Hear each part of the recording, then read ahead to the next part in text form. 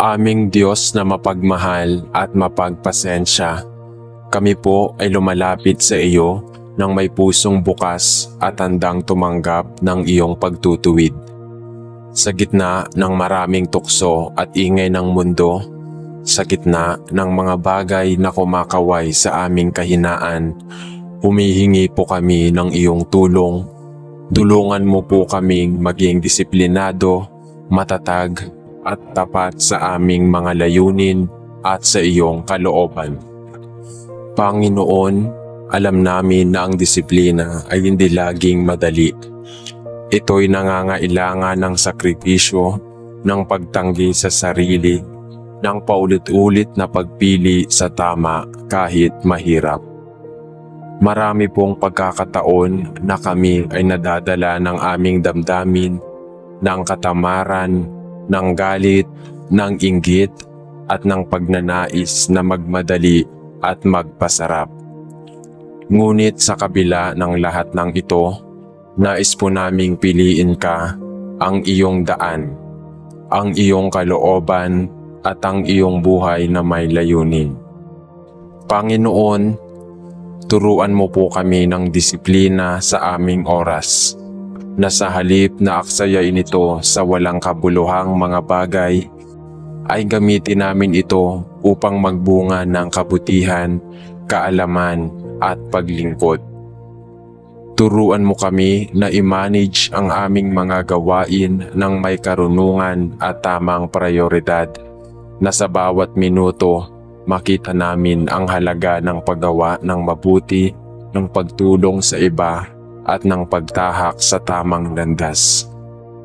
Gabayan mo rin kami, O Diyos, sa disiplina ng pananalita, na sa bawat salitang lalabas sa aming bibig ay maging maingat kami na ito'y maging bukal ng pag-asa, pag-unawa at pagmamahal.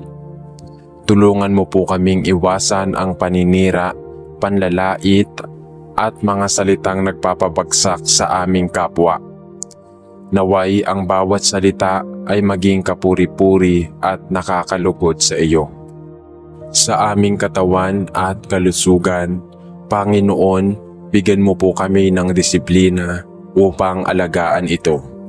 Sa aming pagkain, pagtulog at paggalaw, naway piliin naming pahalagahan ang buhay na ipinagkaloob mo. Turuan mo kaming umiwas sa mga bisyo at gawain na sumisira sa aming katawan, isipan at kaluluwa. Bigyan mo po kami ng lakas upang piliin ang mabuti kahit mahirap, upang kami maging malusog, hindi lang pisikal, kundi emosyonal at espiritual din. Sa aming mga pangarap, O Diyos, bigyan mo po kami ng disiplina upang magpatuloy kahit may pagod at hadlang. Sa halip na sumuko sa unang pagsubok, naway piliin naming magsikap, mag-aral at maghintay sa tamang panahon. Bigyan mo po kami ng tamang pananaw na ang tagumpay ay hindi laging mabilis, ngunit bunga ng tiyaga, panalangin at disiplina. At higit sa lahat, Panginoon, bigyan mo kami ng disiplina sa aming buhay espiritual. Nasa kabila ng kabisihan at tukso, huwag naming kalimutan ang panalangin, ang pagbabasa ng iyong salita, ang pakikinig ng iyong tinig, naway maging tapat kami sa iyong mga utos. At araw-araw ay magpapakumbaba upang matuto at lumago sa pananampalataya. O Diyos, Ikaw ang aming lakas at tagapagtuwid. Tulungan mo kaming magkaroon ng pusong handang sumunod, hindi dahil sa takot, kundi dahil sa pagmamahal. Nasa bawat pagpipigil sa sarili ay makita namin ang iyong plano, na sa bawat disiplina ay maranasan namin ang tunay na kalayaan, ang kalayaang mamuhay ng may layunin, may kapayapaan at may kabanalan. Salamat sa iyong habag at paggabay. Salamat sa mga paalala mo sa bawat araw. Salamat sa bagong pagkakataon upang magbago at lumago. Sa iyo po ang lahat ng papuri at tiwala sa pangalan ni Jesus. Amen. Aming Ama na nasa langit, kami po ay lumalapit sa iyo, dala ang aming mga kahinaan, kabiguan, at ang aming tapat na pagnanais na maging mas mabuting anak mo sa araw-araw. Panginoon, sa dami ng bagay na kumukuha ng aming atensyon, mga alalahanin, tukso at panandaliang aliw, kailangan po namin ng iyong paggabay upang manatili kaming nakatuon sa tama. Bigyan mo kami ng disiplina upang piliin ka, kahit pa sa mas madaling piliin ang sarili. Sa bawat pagmulat ng aming mga mata sa umaga, itanim mo po sa aming puso ang kahalagahan ng paggawa ng tama kahit walang nakakakita. Sa oras ng pagod at Panginoon, bigyan mo kami ng kakayahang magpatuloy, at sa mga oras ng kasaganaan, ituro mo sa amin ang pagpipigil sa sarili at pasasalamat. Nais po naming maging tapat sa maliliit na bagay upang sa pamamagitan nito ay lumago kami sa mas malalaking responsibilidad. O Diyos, sa bawat araw na kami ay nahaharap sa mga desisyong tila maliit ngunit mahalaga. Turuan mo po kaming maging disiplinado sa paggamit ng aming oras, sa pagsagot sa aming mga magulang, sa pakikitungo sa aming mga kaklase, katrabaho at kaibigan.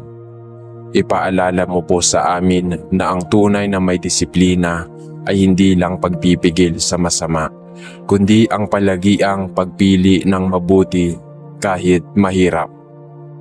Panginoon, sa oras na kami ay madapa, ipaalala mo po sa amin na ang disiplina ay hindi nangangahulugang pagiging perpekto, kundi ang pagbangon sa bawat pagkakamali, ang patuloy na pag-aaral at ang pagnanais na itama ang mali. Tulungan mo kaming tanggapin ang iyong pagdisiplina, hindi bilang parusa, kundi bilang paghubog sa amin upang kami maging mas matatag, mas mapagpakumbaba at mas marunong magmahal. Itinataas din po namin sa iyo ang aming disiplina sa paghawak ng emosyon sa tuwing kami po ay nasasaktan, naway hindi kami agad magpadalos-dalos. Turuan mo kaming magpigil sa galit, huminga sa gitna ng inis, at tumugon ng may kababaang loob. Sa bawat sitwasyon na sinusubok ang aming pasensya, ang aming kabutihan at ang aming pananampalataya, naway piliin pa rin naming maging mapayapa, magpatawad at umunawa.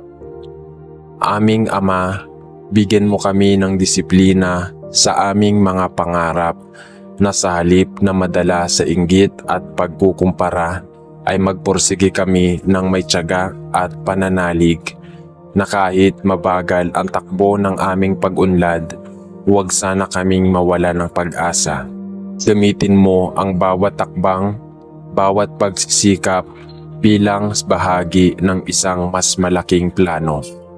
Panginoon, sa aming pakikipagrelasyon, sa pamilya, sa simbahan, sa komunidad, turuan mo po kaming maging disiplinado sa aming pakikipagkapwa, na hindi lang kami basta mabait kung kailangan madali, kundi matuto kaming magmahal, magpasensya at maging tapat kahit mahirap. Ipaalala mo po sa amin na ang disiplina sa puso ay daan tungo sa tunay na pagkakaisa at kapayapaan. At higit sa lahat, Panginoon, huwag mong hayaang mawala ang aming disiplina sa pananalangin.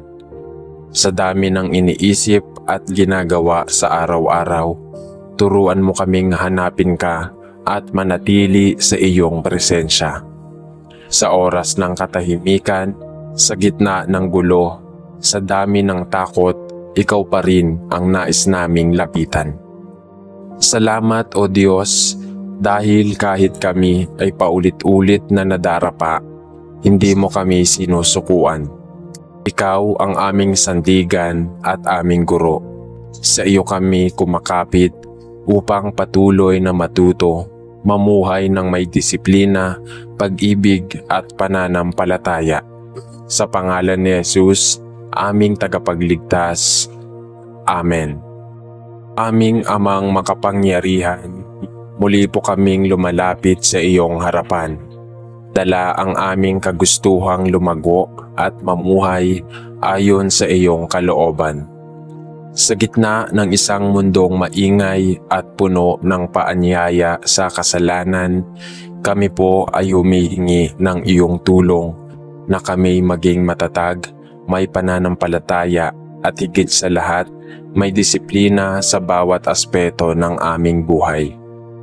O Diyos, unang-una po naming hinihiling ang disiplina ng puso sa mga oras na kami nadadala ng damdamin, ng galit, selos o panghihina ng loob. Turuan mo po kaming manahimik at makinig sa iyong tinig. Ipaalala mo po sa amin na ang puso naming ito ay dapat iyong tirahan at hindi dapat pamugaran ng inggit o galit. Linisin mo po ito, Panginoon, upang ang tanging maghari ay pag-ibig, pag-unawa at kapayapaan. Panginoon, nais din po naming hilingin ang disiplina ng isipan. Sa bawat araw, napakaraming bagay ang bumabagabag sa aming kaisipan, mga pag-aalala, pagdududa, at minsan ay may mga hindi mabubuting iniisip tungkol sa kapwa. Tulungan mo po kaming bantayan ang aming mga iniisip na hindi kami madala sa kasinungalingan ng mundo at matutunan naming alalahanin lamang ang mga bagay na totoo, makatarungan, talisay at karapat-dapat pag-isipan. Ibigay mo po sa amin ang talas ng isip upang masala ang tama sa mali at piliin ang landas na nagdudulot ng kapayapaan. Panginoon, hinihiling din po namin ang disiplina ng katawan sa lahat ng mga bagay na inaasam namin, tagumpay, kaginhawaan, kasaganaan. Paalalahanan mo po kami na ang katawan ay templo ng iyong espiritu. Turuan mo kaming pangalagaan ito, hindi lamang sa pagkain at pahinga, kundi sa pag-iwas sa kasalanan at pagtalima sa kabanalan. Sa gitna ng tukso at aliw ng laman, bigyan mo kami ng lakas upang umiwas at ng tapang upang talikuran ang mga bagay na nakakasira sa aming ugnayan sa iyo. Sa aming mga ugali, O Diyos, tulungan mo kaming paunlarin ang disiplina ng ugali, maging mahinahon sa pagsasalita, magalang sa lahat ng oras, tapat kahit walang nakakakita, at masipag kahit walang pumupuri. Sa bawat araw na kami tumatahak sa landas ng buhay, ituro mo po sa amin ang halaga ng simpleng pagsunod. Ang pagtupad sa aming tungkulin, ang paggalang sa mga nakakatanda, at ang pagkakaroon ng mabuting asal kahit sa mga maliliit na bagay. Sa aming pananampalataya, Panginoon, bigyan mo kami ng disiplina na manatiling tapat sa iyo. Kapag kami nanghihina, tulungan mo kaming bumangon. Kapag kami nalilito, ipakita mo sa amin ang daan. Kapag kami tila nag-iisa, ipadamo mo po na ikaw ay naririyan. Tahimik ngunit tapat na gumagabay. Huwag mong hayaang mawala kami sa landas dahil sa katamaran o dahil sa katigasan ng aming puso. Palambutin mo ito, O Diyos, upang kami laging mapapaalalahanang ikaw ang aming sandigan at kalakasan. Panginoon, itinataas din po namin ang aming pangarap at mga layunin sa buhay. Gusto naming magtagumpay, gusto naming maging mabuti, gusto naming maabot ang mga pangarap namin para sa aming sarili at pamilya. Ngunit higit sa lahat, gusto naming gawin ito ayon sa iyong plano. Kaya't ibuhos mo po ang iyong disiplina sa aming mga kilos na hindi kami tamarin, hindi kami mawala ng pag-asa at hindi kami sumuko sa gitna ng hirap. Turuan mo kaming maghintay, magsikap at magtiwala sa iyong tamang oras. Maraming salamat, O Diyos, dahil sa kabila ng aming paulit-ulit na pagkakamali, hindi mo kami tinatalikuran. Patuloy mong hinuhubog ang aming puso, patuloy mong tinuturuan ang aming diwa, at patuloy mo kaming binibigyan ng bagong pagkakataon araw-araw. Naway gamitin namin ang iyong biyaya upang lumago sa disiplina, sa kabanalan, at sa tunay na pag-ibig sa iyo.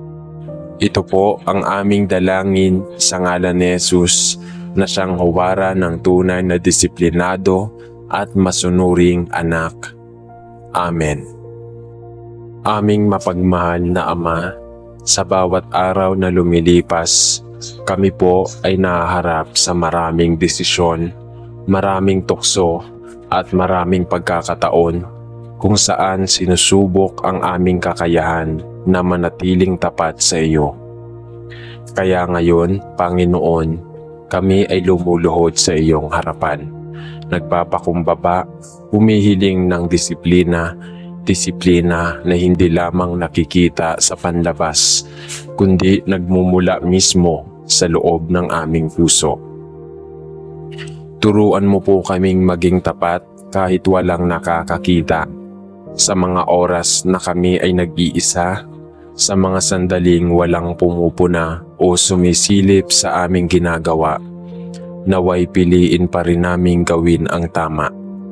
Bigyan mo kami ng tapang na labanan ang tamad na katawan, ang layaw ng damdamin at ang mga pagnanasa ng laman na nais naming ilayo sa kabutihan. Panginoon, sa mga bagay na kami ay may responsibilidad, sa aming pag-aaral, sa aming trabaho, sa mga tungkulin sa bahay, sa simbahan at sa komunidad, hinihiling namin na bigyan mo kami ng malasakit at disiplina upang maisakatuparan ang lahat ng ito ng may katapat at kahusayan. Huwag mo kaming hayaang makontento sa pwede na, kundi turuan mo kaming magsikap na palaging ibigay ang aming pinakamahusay, hindi para sa papuri ng tao, kundi para sa kaluwalhatian ng iyong pangalan. Gabayan mo rin po kami sa paghawak ng aming mga emosyon. Sa mga oras na kami ay naiirita, nasasaktan o napupuno ng galit, bigyan mo kami ng kapayapaan at kababaang loob upang hindi kami mapadala sa damdamin. Turuan mo kaming manahimik kapag dapat, magsalita kung kinakailangan, at laging piliin ang pag-unawa kaysa sa pagbibintang o paghihiganti. Sa panahong kami ay may mga gustong makamit, mga pangarap, mga layunin, mga bagay na aming pinaghihirapan, turuan mo po kaming maghintay. Palakasin mo po ang aming loob na magtiyaga at hindi sumuko kahit na tila mabagal ang progreso. Turuan mo kaming maging masipag sa tahimik at tapat na paraan at hindi magmadali sa paraang makasalanan.